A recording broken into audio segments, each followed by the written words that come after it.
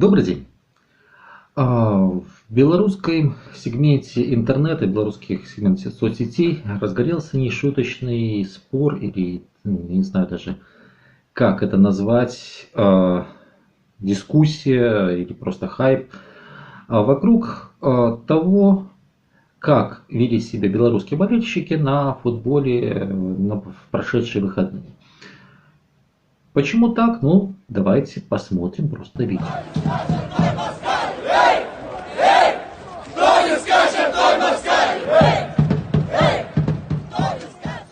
Да, украинская кричалка «Кто не скачет, той москаль», она стала, в принципе, в том числе уже перешла границы, и она стала использоваться в том числе белорусскими фанатами. При этом это не первая такая ситуация. Чуть раньше на матче Беларуси и Украины, точнее несколькими годами раньше, была вот такая ситуация.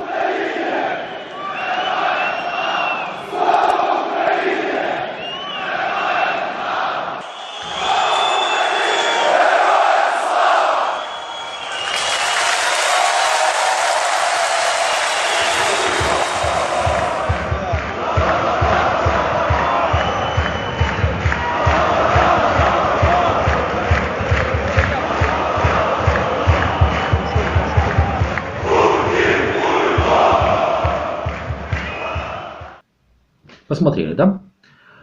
Итак, в чем дело и как к этому относиться? Часть, естественно, радуется безмерно, ай-яй-яй, ура, белорусские болельщики, как говорится, проявили себя. Часть, наоборот, тоже говорит, что белорусские болельщики проявили себя, мол, как это нехорошо и вообще это недостойно поведения людей. И, мол, это тупое быдло. А теперь давайте разбираться. Во-первых, давайте разбираться, откуда появилась такая кричалка. И откуда появилась такая реакция. Еще 7-8 лет назад, я думаю, что подобные мероприятия или же подобная демонстрация на стадионе, она могла бы закончиться неадекватной, достаточно резкой реакцией со стороны самих болельщиков. Но времена меняются, меняется отношение. И тут вопрос, кто в этом виноват. Естественно, что в Российской Федерации скажут, что это все происки западных сил, там, или может быть нехорошая политика Лукашенко, на самом деле немножко другое. Виновна в этом сама Российская Федерация, или же сами российские граждане в том числе. То есть Российская Федерация своей политикой по безудержному желанию собирать земли и плодить кризисы везде вокруг своих границ, потому что если посмотреть, то нету практически ни одного государства, кроме разве что, возможно, Беларуси и Казахстана, где не было бы кризиса либо угрозы гражданской войны. То есть давайте посмотрим проблему Ошской долины в Средней Азии, проблему Абхазии и Осетии в Грузии, проблема Нагорного Карабаха, которая объединяет Азербайджан и Армению, проблема Приднестровья, которая, скажем так, мешает развиваться Молдове. Проблема Донбасса и Крыма, которая сейчас в Украине, но наконец-таки, помните, в свое время даже пытались раскачать в том числе и страны Балтии.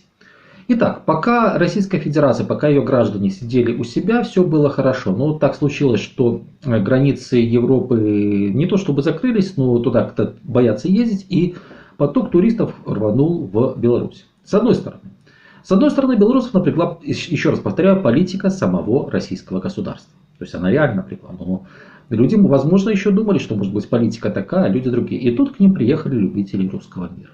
То есть приехали товарищи с обвешанными ленточками, приехали товарищи, которые откровенно начинают быковать и в том числе делать то, что для Беларуси кажется дико.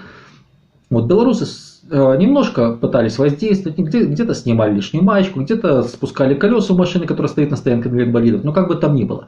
Это все вещи одного ряда, то есть сами же российские граждане. Я допускаю, что это не лучшие их представители, они заставили среднестатистического белоруса более настороженно относиться к среднестатистическому гражданину Российской Федерации. Ну, более настороженно, это мягко говоря, потому что проявление вы видите. Дальше что мы имеем? Дальше мы имеем, естественно, что молодежь в фанатских группировках она наиболее радикальна. И эта молодежь, она, естественно, завела свою песню, и она, естественно, задает тон в отношениях. Она фактически говорит то, о чем остальные, исходя из каких-то своих убеждений, говорить не хотят. То есть она просто отражает во многом реальное настроение, реальное мнение. На этом пока что поставим запятую. Что идет дальше? А дальше вопрос, как к этому относиться. Часть белорусов, естественно, начинает говорить, что, мол, это недостойно, это не люди, и так делать нельзя. А часть говорит, что в любом случае надо договариваться, и часть хвалит. Первое. Насчет идеализации любой такой группировки. Идеализировать движение фанатов я бы не стал. То есть там есть абсолютно разные люди. Еще раз повторю, идеализировать их нельзя. Точно так же, как и демонизировать. То есть там есть люди умные, там есть люди не очень, там есть люди адекватные, там есть люди не очень. То есть это в чем-то срез общества, или точнее срез молодежи. Возможно, более радикальный, возможно, склонный к несколько более резким проявлениям своих, вот кажется, по белорусскому подобанию, это предпочтений. Но как бы там ни было, это срез общества, где есть и свои, назовем так, пророки, и свои ублюдки. То есть это есть. Теперь как к этому относиться? И как относиться к такому поведению фанатов? И вот тут вот я хочу вспомнить то, что происходило в странах Балтии, или то, что происходило в Украине. И связать это в том числе с российской политикой. Понимаете, когда к тебе приходят товарищи, которые хотят устроить очередной Приднестровье, либо очередной Донбасс, либо очередную так называемую русскую весну, а у тебя есть два варианта. Ты можешь пытаться договориться и очень долго пытаться рассказывать о том, какой ты добрый белый пушист, но тебя не будут слушать. Не будут слушать, в результате сделают то, что надо. Либо ты будешь сопротивляться. И пример Украины. Что такое украинские фанаты в современной истории Украины? Вспомните 2014 год. Армии фактически нет. На Донбассе начинается, можно сказать, открытое вторжение. Что делают фанаты? Во-первых, фанаты по всей Украине. Они запустили лозунг «Единая страна». То есть фанаты и харьковского металлиста, и донецкого шахтера, фанаты Таврии из Крыма. Они, кстати, за это очень сильно отгребли, прошу прощения за грубое слово. Но как бы там ни было, именно фанатское движение, но запустило лозунг «Единая страна». Это раз. Второе, когда возник вопрос, а кто будет защищать страну?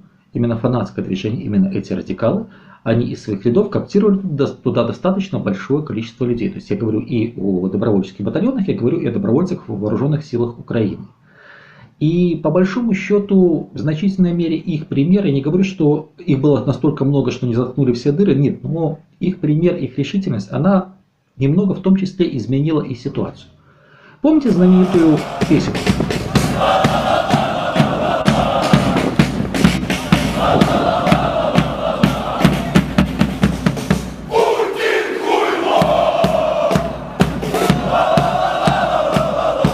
Вот это, да. Теперь давайте вспомним, кто ее завел. Это песня фанатов харьковского металлиста. Того самого Харькова, про который говорили, что это очередной город русской весны. И она была заведена в марте 2014 года, когда еще никто не знал, каким станет город Харьков. То же самое было в Одессе, то же самое было в других городах. И то же самое было на фронте. Фанаты пошли защищать страну. Часть из этих фанатов, да, она не вернулась потом домой. Они погибли. Но они сделали свое дело. При этом те, кто вернулся, они продолжают, в том числе многие из них, быть в фанатских группировках. Молодые ветераны, да, их можно уже назвать ветеранами, но как бы там ни было. Теперь насчет решительности этой группы и так далее. Понимаете, когда приходит беда, то говорить на них, как в комментарии к моему посту одна из читательниц назвала их стадом недоразвитым, я бы не спешил. По одной простой причине. По той простой причине, что снова-таки там есть разные люди. Там есть люди разного интеллектуального уровня, там есть люди разных моральных устоев. Они разные. Раз. Второе. Эти люди радикальны. Да. Но когда в твой дом приходит беда, с любой стороны, не говорю, что со стороны России, с любой стороны, есть два варианта. Или в твоем обществе, среди твоих соседей найдется тот, кто пойдет убивать, или твоему обществу, твоему укладу конец. Я говорю именно убивать. То есть это и есть защитники Родины. Потому что советский миф, советский мем про умереть за отчизну, но извините, мертвый герой хороший потом для какой-то назовем так, красивой сказки, но он абсолютно бесполезен для страны. Защитник Родины, военный, профессионал, он идет убивать тех, кто пришел убивать его семью, его друзей, кто пришел разрушить его уклад. И то, насколько страна остается самой собой, насколько страна остается независимой, зависит от того, насколько этот человек действительно готов убивать и может убивать. Фанаты, да, они наиболее радикальная группировка. Но так можно их осуждать, можно сидеть в теплом, скажем так, в теплой квартире, попивать чаек, там, вино или что угодно и рассуждать о высоких материях. Но если в твою страну, не дай бог, будут рваться, мягко говоря, оголделые ублюдки, то как раз таки от таких радикалов, от тех, кого вы называете стадом недоразвитым, будет зависеть, останетесь ли вы сидеть в своей теплой кухне, будет ли у вас что покушать и будете ли вы живы вообще. Поэтому я бы поостерегся давать резкие оценки как в плюсы, так и в минусы. Каждая социальная группа, каждая подгруппа, она выполняет свою роль в определенный момент истории. И фанаты — это далеко не худшие представители общества. И как показывает опыт, еще раз повторю, стран Балтии, той же самой Грузии, той же самой Украины, в случае проблем, то как раз таки во многом эти люди, они на первых порах защиты страны, они являются последней стеной, которая отделяет вас от реального врага оккупации. Поэтому каждый имеет право на свое мнение, каждый имеет право высказывать его так, как может. До тех пор, пока это не ограничит права, свободы других, до тех пор, пока это не угрожает жизни и свободе других. Исходя из этого, фанаты имеют право так говорить. Почему? Потому что смотрели начало видео, в том числе наши соседи, сами того заслужили. На этом всего вам доброго. Видео понравилось. Подписывайтесь на канал. И хороших вам рабочих выходных дней. Просто будьте спокойны. Верьте, что все будет хорошо. Еще раз всего доброго. Подписаться, кстати, можно вот тут. До свидания.